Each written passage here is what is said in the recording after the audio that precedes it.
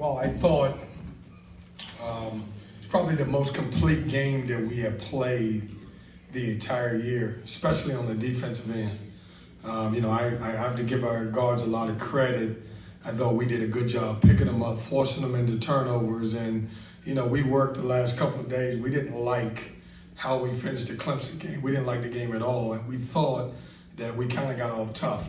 And so the last couple of days we've been talking about toughness and playing together and playing hard, and it may be the best defensive game that I've coached since I've been here for 2 halves. And I thought we played on both ends, and we talked about it at halftime, we had the big lead by 22, and we talked about winning the half. Like I didn't want it to be a game where, they made runs. I thought we came out in the second half and played entirely like we played in the first half. And then you look at guys, our two guards were really good. And Jarkel Joyner with 9 assists and no turnovers. I thought, Tequavion hit some big shots, and the new crowd favorite, DJ Burns, was really good. So, questions? Kevin, was there any point in the first 5 or 6 minutes where you're kind of looking out there, even to yourself in the moment, going, man, is this really happening? Are we really playing this well? You know what I worried about, Luke, in the beginning of the game? My team has struggled this year when we wasn't scoring. And in the first 3 or 4 possessions, neither team scored. And I was like, man, this is going to be a problem because our offense and our defense usually struggles when we don't put the ball in the hole. And then we just kept playing. We stayed focused. I would say that we grew up as a team. We've kind of learned from our few losses that we have, and it was a good first half. I mean, it really was. It was fun to watch. How important was the rebounding tonight, especially against a much taller, big team? I think you guys really got it. Yeah, I thought we did a good job. What we talked about in scouting report was Ryan Young has been tremendous.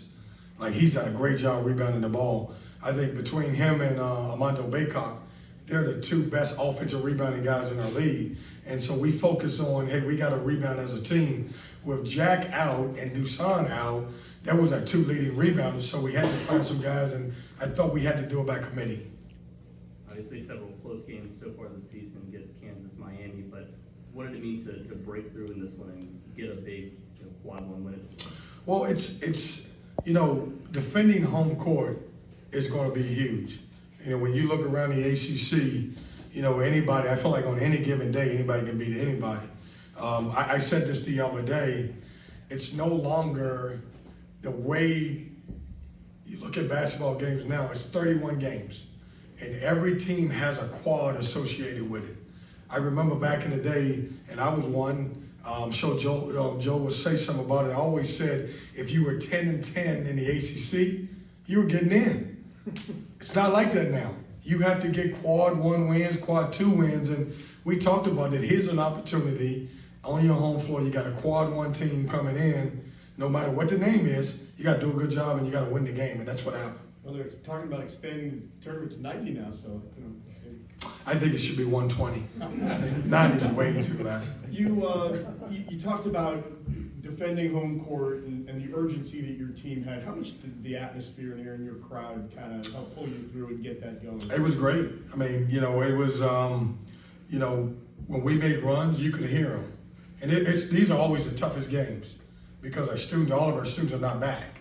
And so we had to rely on the community to come and people to come to the games. And I personally want to thank everybody that showed up to the games because I thought it was electric and it was a powerful game for us. And it's the first game that our guys have really felt what PNC can be like on a good night. When DJ got going in the second half there, were you just kind of saying, feed the big man? Oh, man, it's like, hey, it's funny now. And I said this, and I'm saying this jokingly, so don't print it the wrong way. Tequavion Smith and Jarkel Joyner does all the hard work. They get the big lead. DJ Burns comes in and he scores all the points. That he was really good.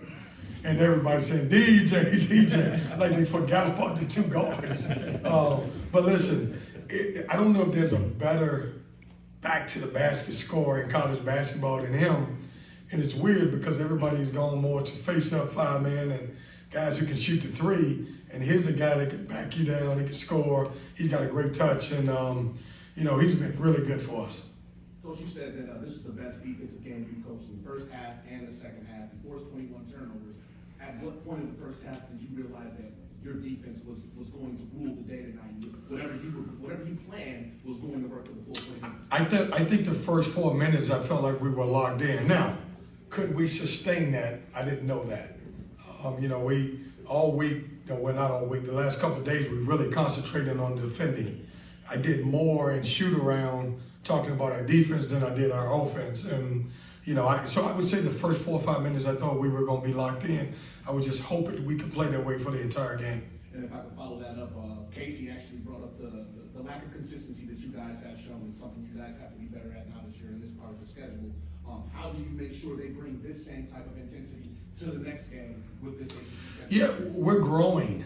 We've got an elite guard that came back, and I've added some new pieces. And I know because they transfers, everybody think that we should gel right away. But we're still growing. And this was a great teaching moment. And, we learned a lot through losing to Clemson, but I would rather learn a lot through winning a game against Duke by 24.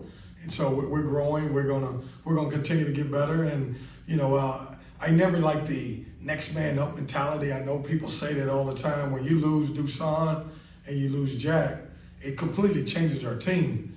The other guys are good players, but they do it in a different way. And so I give credit to Ernest and give credit to Greg Gann, who I know people were surprised to see him out there, but he played today and he was good. Surprised there was no court storm or security was successful stopping the students who were here? No, I'm not surprised because I kind of want that. Yeah. Look, Duke and Carolina and the good teams in Virginia, they're all in our same league. And we got to get to the point when we win those games, it's not like our Super Bowl.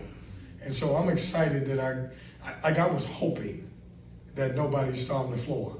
And it happened that way. So it's a good win. Are Smith and Joyner players that you think kind of live for this big spotlight moment against a team like you? I knew, I'm still learning Jarkel Joyner.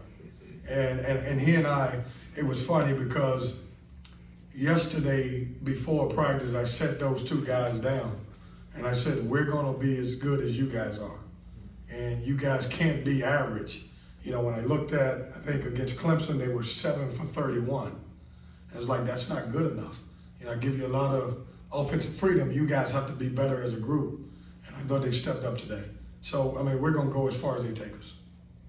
You had Dusan and Miranda and Clark out, but your guys were the ones blocking shots when Duke would take the ball to the rack. Is that surprising? Were you open for that? Expecting it? No, we, EB Dewano block shots. We're still trying to figure out now with Jack out. And we didn't know Jack was going to be out. Jack, if you guys look at the end of the Clemson game, it's almost like he fell on a wet spot. And we got an MRI on him, and we don't know how long he's going to be out. But that was a big concern because I had to figure out right away who was going to take those minutes. If we wasn't playing against Duke, I probably would have started LJ Thomas and kind of went with 4 guards. But we needed size because obviously they're starting 2 7-footers.